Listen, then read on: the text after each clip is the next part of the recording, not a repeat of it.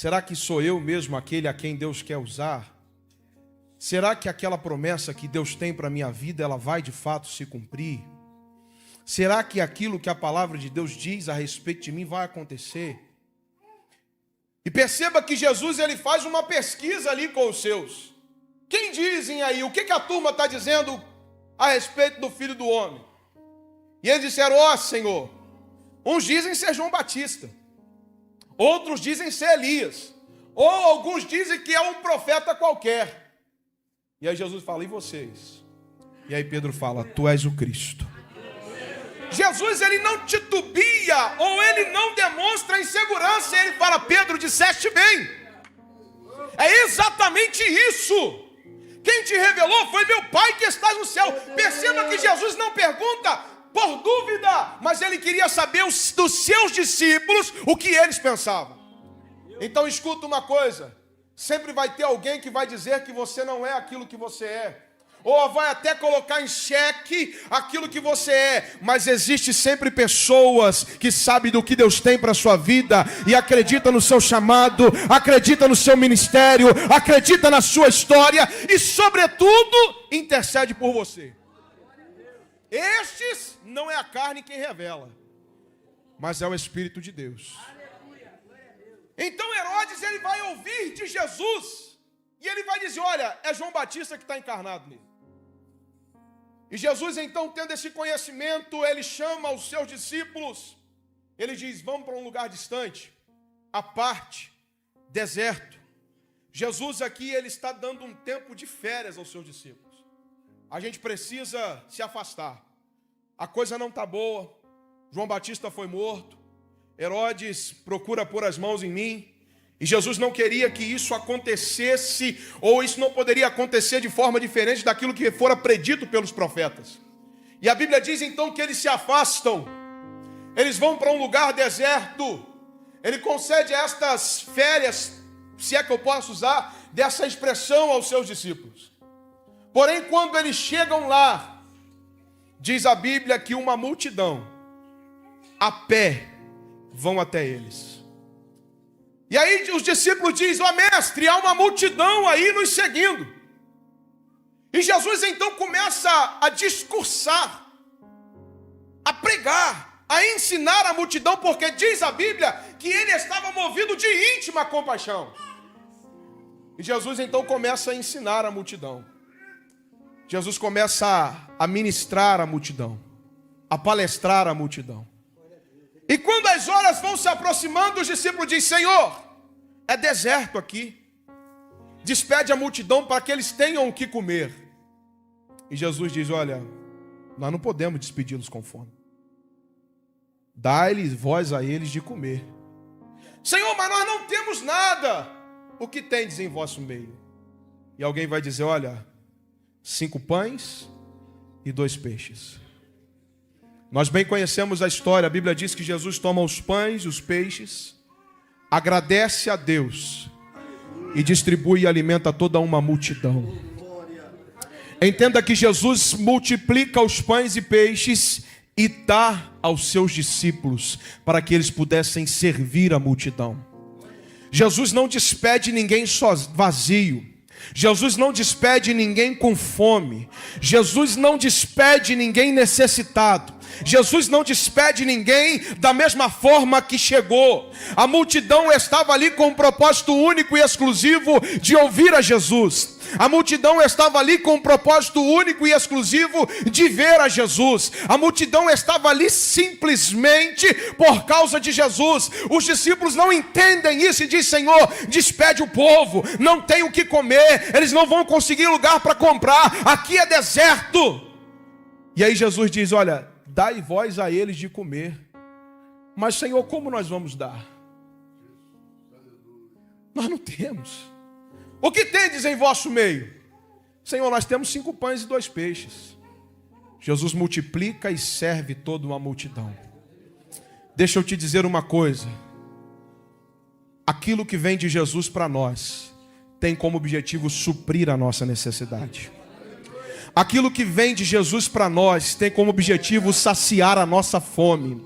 Aquilo que vem de Jesus para nós tem como objetivo nos fazer voltar da forma diferente em que nós chegamos. A gente, irmãos, precisa de entender uma coisa: é tempo da gente ter em nossa mente uma consciência de que a cada dia no meu relacionamento com Jesus, eu não me torno melhor do que ninguém, mas eu me torno melhor do que ontem. A cada dia no meu relacionamento com Jesus, não é para que eu tenha um relacionamento e saia sem uma explicação, sem um sentido, não, mas é para que eu saia ou eu volte saciado, com a minha fome preenchida, com a minha vida diferente, porque é isso que o relacionamento com Cristo nos proporciona.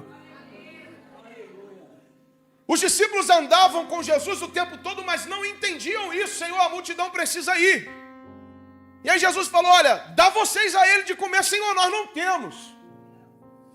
E aí foi necessário Jesus multiplicar pães e peixe para saciar uma multidão. Deixa eu te fazer uma pergunta. Você não precisa de levantar a mão, de responder, mas responda para você mesmo. Você tem recebido de Deus para a sua vida, amém ou não? E aquilo que você tem recebido de Deus para a sua vida tem servido para saciar quem está ao seu lado? Nós estamos num final de semana de festa. Nós viemos ao culto pelo menos 2, 1 ou 3 vezes por semana. E todos os dias que nós viemos, este é o lugar propício para nós recebermos de Deus. E nós somos alimentados pela sua palavra. Nós somos saciados pelo poder da sua palavra, que a mesma diz que é viva e eficaz. Nós recebemos de Deus. E hoje a palavra do Senhor Jesus para nós é a mesma que foi dita aos seus discípulos: dai vós a eles de comer. Existe uma multidão faminta. Existe uma multidão que nos rodeia faminta, como o autor que escreve aos Hebreus vai dizer: porque nós que estamos rodeados de uma tão grande nuvem de testemunha, deixamos de lado todo o pecado e embaraço que tão de perto nos rodeia, e corramos com paciência a carreira que nos está proposta. Nós só temos condições de correr a carreira porque pelo Senhor nós somos nutridos de alimento, e temos para nós e temos para quem está à nossa volta. Esse é o sentido do Evangelho: saciar uma multidão faminta. Eu penso que os discípulos pensaram assim: poxa vida, essa turma atrapalhou o nosso descanso. Essa turma atrapalhou a nossa folga. O mestre falou para a gente vir para um lugar deserto, para a gente vir para um lugar distante, agora vem uma multidão. E a gente tem que dar a eles de comer. E eles saciam então a multidão, e Jesus dá uma ordem ao discípulo: olha, atravessem o mar, vão adiante para o outro lado do lago, enquanto eu despeço a multidão. E a Bíblia diz que, despedida a multidão, o Senhor subiu um monte para orar à parte. E chegado já à tarde, estava ali só. E o barco estava onde, irmãos? Diz a Bíblia que o barco estava no meio do mar, açoitado pelas ondas, porque o vento era contrário. Escuta isso. Vamos entender o contexto. João Batista é morto. Herodes pensa que o que está em Jesus, ou as manifestações que através de Jesus acontecem, é uma reencarnação de João Batista. Jesus dá ordem aos discípulos para que fossem para um lugar deserto, a multidão os acompanha. Jesus agora multiplica pães e peixe, alimenta a multidão e diz aos discípulos: olha, atravessa, vão para o outro lado.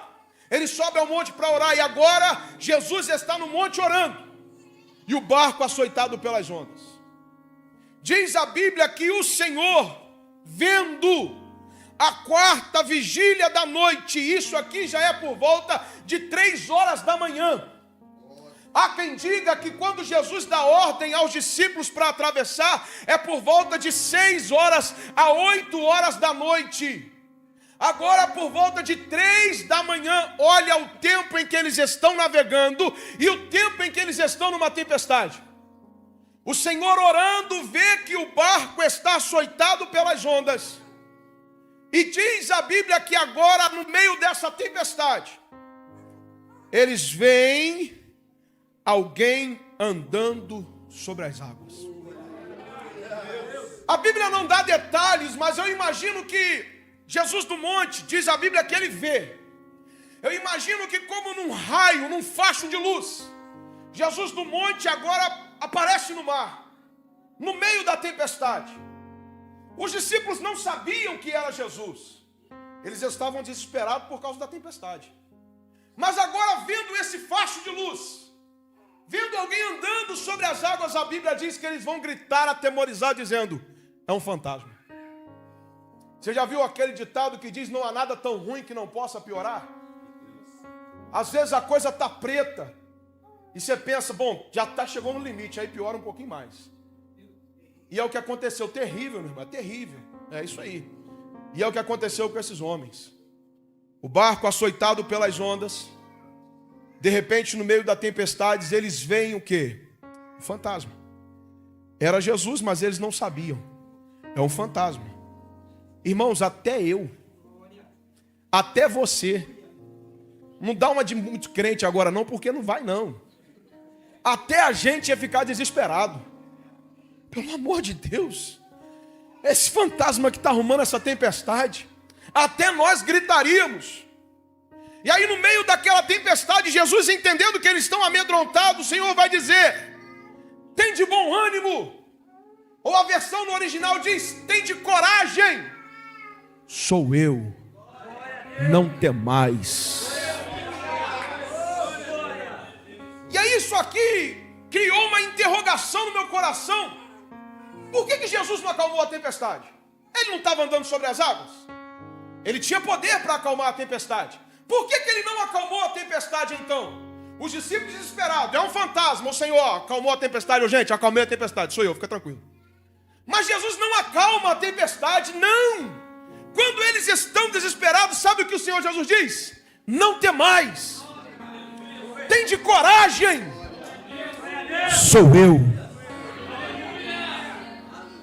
E aí sabe o que o Espírito Santo me fez entender?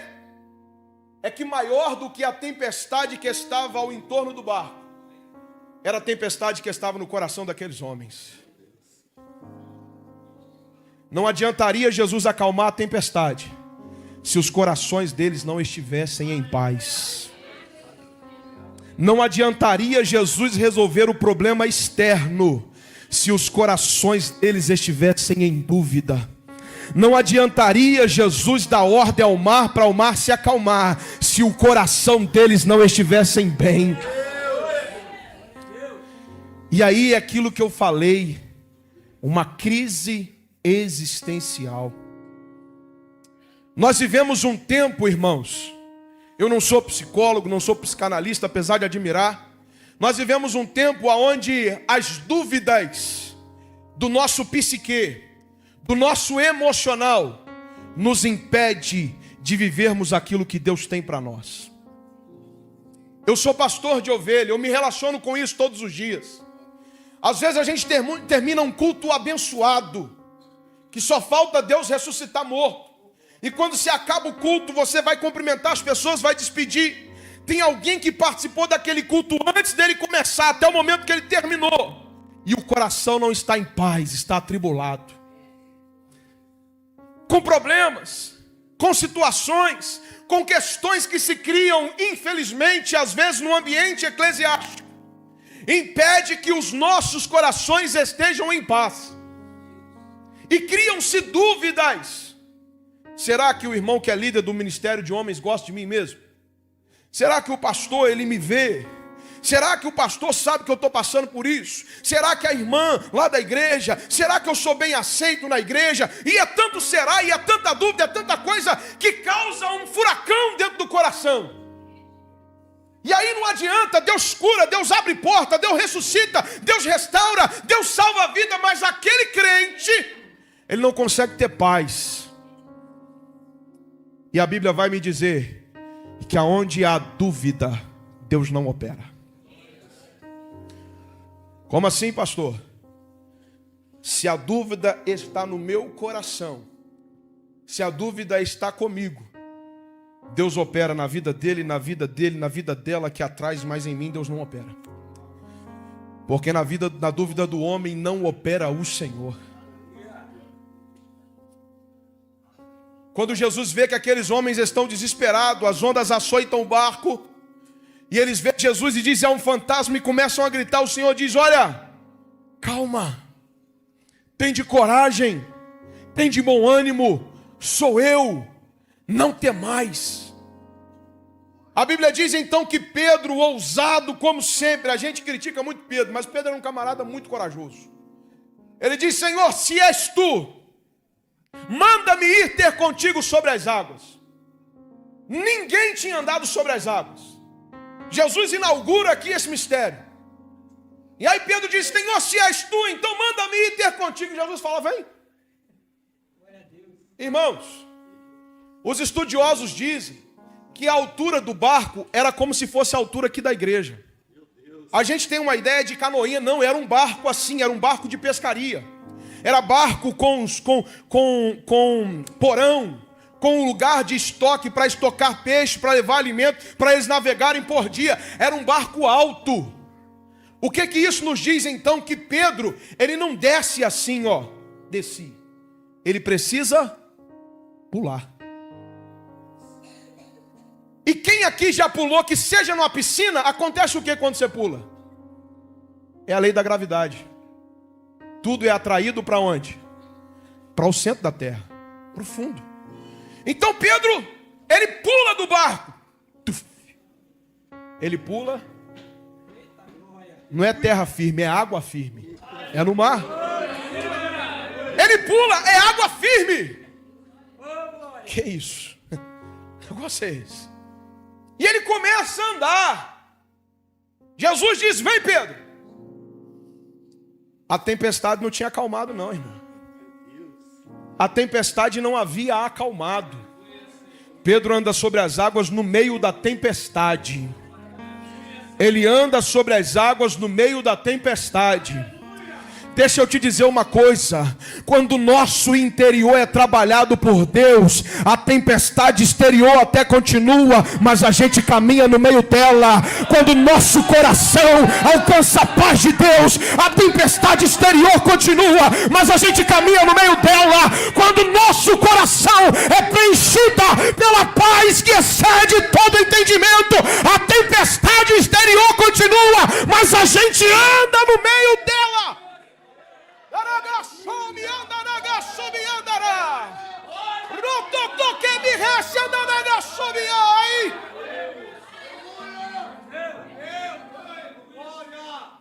O que é isso, pastor? Se o seu coração estiver bem, meu irmão, tu pode estar no desemprego, que tu anda tranquilo. Alguém pensa: camarada é doido não, ele está em paz, o Senhor está com ele. Se o teu coração estiver bem, tu pode estar na enfermidade, que tu anda no meio da tempestade. Se o teu coração estiver bem, pode ter um exército te perseguindo, que você vai dizer como Davi: eu deitei, eu dormi, eu acordei porque o Senhor me sustentou. Se o teu coração estiver bem, cai 1000 ao lado, 10.000 à direita, ninguém te atinge, porque estamos em paz. Jesus precisava tratar o interior desses homens. Jesus precisava de tratar o interior, a tempestade que tinha por dentro, porque a que tinha por dentro era maior do que a de fora. Se a tempestade do nosso interior ela continua, a gente morre sem salvação. Mas se dentro de nós tudo está em plena bonança, nós podemos sucumbir pela tempestade externa, mas nós continuamos com Cristo. E a nossa vida com Jesus, ela prossegue. É paz. É paz. E essa paz só Jesus que pode proporcionar. E aí Pedro desce, pula, cai em água firme e começa a andar. Só que o que acontece? Diz a Bíblia que ele sente um vento contrário. Na jornada de fé, escuta isso, na caminhada de fé, da descida do barco até Jesus, ele sente um vento contrário. E sentindo esse vento contrário, Pedro duvida. E começa então a afundar. Quando ele começa a afundar, diz a Bíblia, mas sentindo um vento forte. O que aconteceu com ele? Sentindo um vento forte, teve medo. E começando a ir para o fundo, clamou dizendo: Senhor, salva-me. Sentindo um vento forte, ele teve medo. E começou a ir para o fundo. E ele clamou dizendo: Senhor, salva-me. Domingo eu preguei lá na igreja, quando Jesus ele dá ordem aos 70 discípulos para que fossem. E quando eles voltam maravilhados. E ele diz: Senhor, no teu nome até os demônios nos obedecem. E aí Jesus diz: olha, eu vi o diabo cair como um raio. Eis que vos dou poder. Para quê? Para pisar de serpentes e escorpiões e toda a força do mal. E se beberdes alguma coisa mortífera, não lhes fará dano algum. Aí Jesus vai falar um negócio que é coisa tremenda. Não alegrai-vos pelos demônios vos submeterem, mas alegrai-vos pelo vosso nome está escrito nos céus. Qual que é o propósito do vento, da tempestade externa? Qual que é o propósito? Atrapalhar a nossa caminhada de fé. Pedro está caminhando em fé. Jesus diz: vem. Ele pula do barco. Não existe esse negócio de andar sobre as águas, mas ele, em fé, com fé, na palavra de Jesus, ele começa a caminhar. Ele pula do barco e começa a caminhar, mas ele sente um vento forte. E ele teve medo. Crente que tem fé, irmãos, escuta isso aqui. Crente que tem fé, não dá ouvido para o que está acontecendo em volta. Crente que tem fé não dá ibope para notícia ruim. Crente que tem fé sabe que a sua vida é cuidada por Deus e sustentada pelo Senhor. Crente que tem fé não fica conferindo como é que está o vento, o tempo, se está chovendo, se tem céu, se está escuro, se está claro. Crente que tem fé olha para o Senhor, ouve a sua voz dizendo: vem, e caminha em direção a Ele. Crente que tem fé até ouve dizer: olha, a situação está ruim, olha, os empresários estão quebrando, olha, a pandemia vai vir ainda pior. Mas crente que tem fé sabe que ele tem um compromisso com Deus e é o Senhor quem o guarda, e na sua vida é diferente. A promessa de Deus está sobre você. Crente que tem fé não olha para o vento, mas olha para o autor e consumador da sua fé. Aleluia!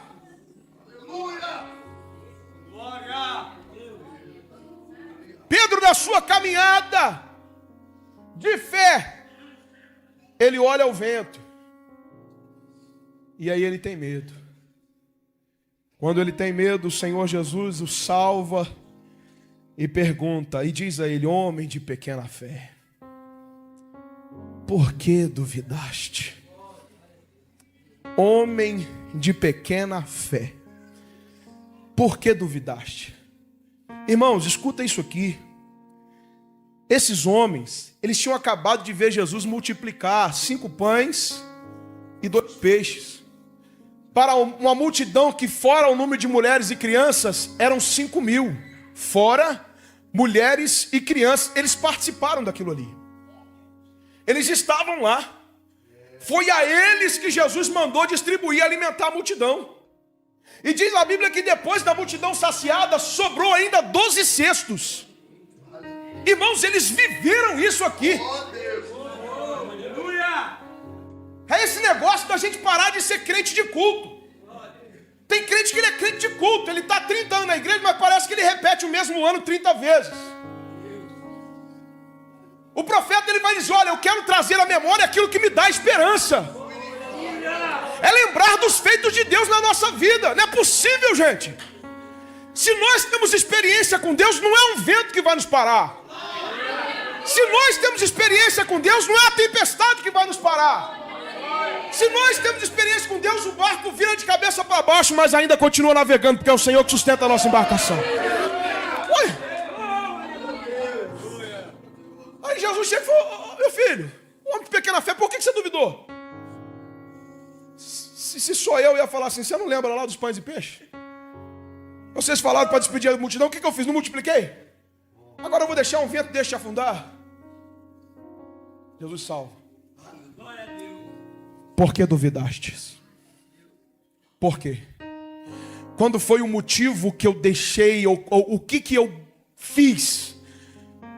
O que eu causei para que você estivesse em dúvida? Eu gostaria que você fizesse uma reflexão.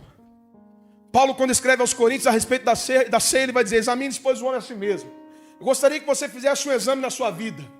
Qual foi o momento que Deus te decepcionou? Qual foi o momento que você precisou de algo e o Senhor falou: olha, isso não posso? Qual foi o momento que você necessitou de algo e Jesus disse: olha, meu filho, aqui eu não consigo agir? E aí Jesus pergunta para mim e para você: então por que você está duvidando? Por que duvidastes? Penso que a nossa oração precisa ser: Senhor, acrescenta-nos a fé. Acrescenta-nos a fé. Pastor, mas você não sabe qual que é o meu sonho. Eu não sei, mas Deus sabe. Apresenta ele diante do Senhor. Pastor, mas o senhor não sabe qual que é a minha necessidade. Eu não sei, mas Deus sabe. Apresenta ela diante do Senhor. Pastor, o senhor não sabe qual que é o meu projeto. Eu não sei, mas Deus sabe. Apresenta diante do Senhor. Pastor, o senhor não sabe a tempestade que eu estou atravessando. Eu não sei, e nem estava nessa daqui com os discípulos. Mas uma coisa eu sei: Jesus, ele ainda é o mesmo, e ele acalma a tempestade, ele cura a enfermidade, ele repreende morte, ele abre porta onde não tem parede. É ele que tem na mão a chave de Davi, que abre porta e não fecha, e fecha e ninguém abre. Ele era, ele é, ele será eternamente. Há de vir, a ele nós o adoramos.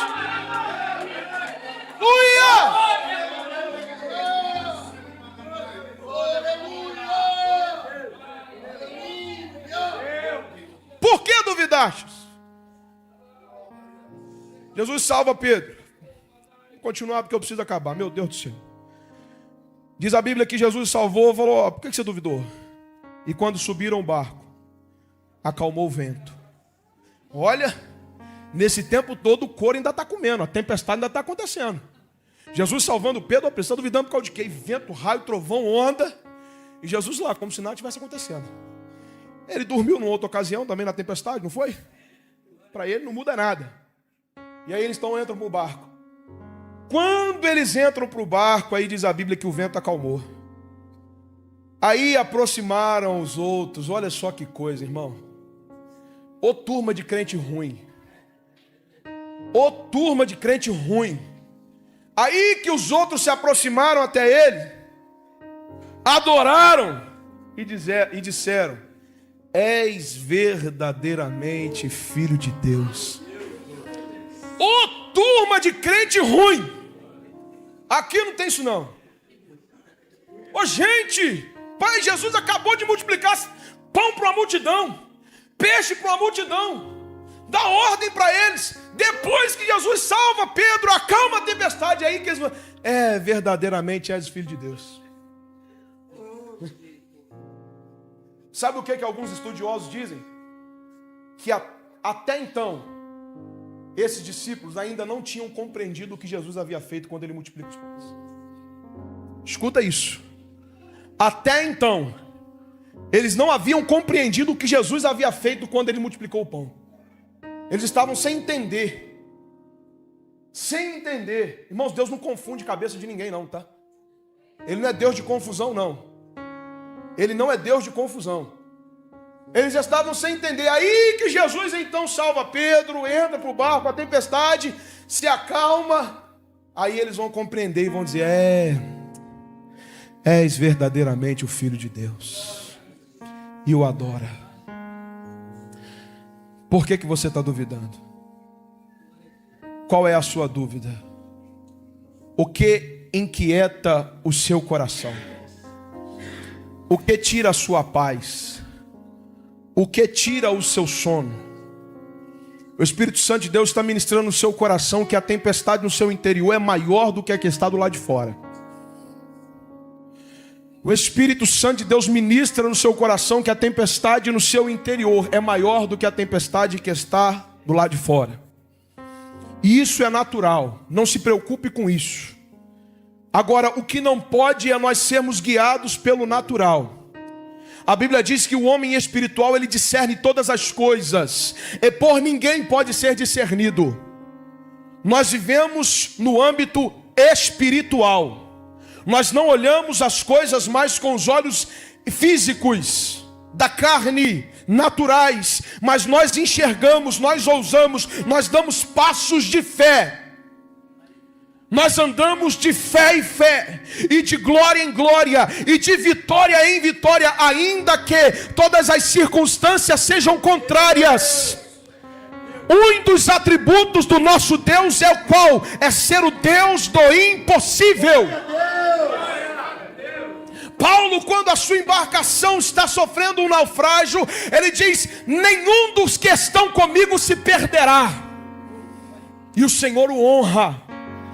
Eu não sei em qual tempestade você está inserido, mas de uma coisa eu sei: o Senhor nessa noite está acalmando a tempestade do lado de dentro.